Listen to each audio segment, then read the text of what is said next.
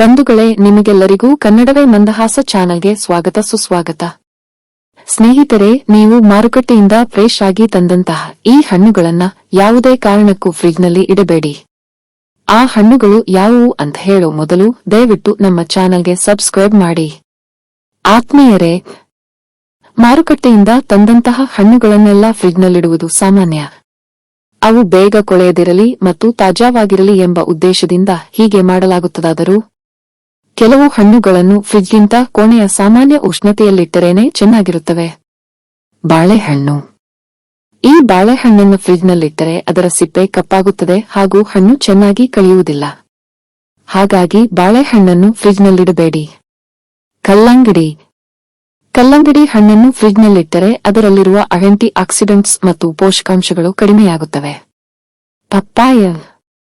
ಫ್ರಿಜ್ನಲ್ಲಿರುವ ಕಡಿಮೆ ಉಷ್ಣತೆಯು ಪಪ್ಪಾಯ ಹಣ್ಣು ಮಾಗುವ ಪ್ರಕ್ರಿಯೆಯನ್ನು ನಿಧಾನಗೊಳಿಸುತ್ತದೆ. ಇದರಿಂದ ಹಣ್ಣಿನ ರುಚಿ ಬದಲಾಗುತ್ತದೆ.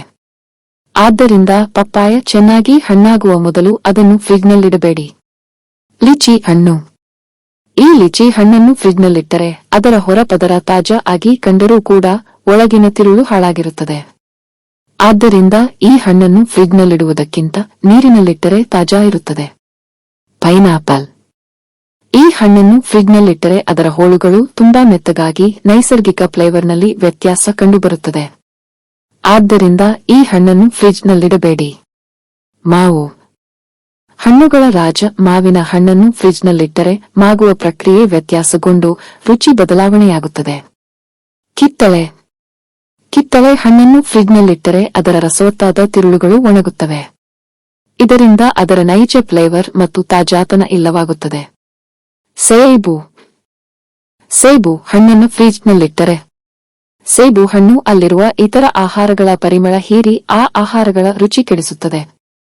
ಆದ್ದರಿಂದ ಈ ಹಣ್ಣನ್ನು ಹೊರಗಡೆಯೇ ಇಡಿ.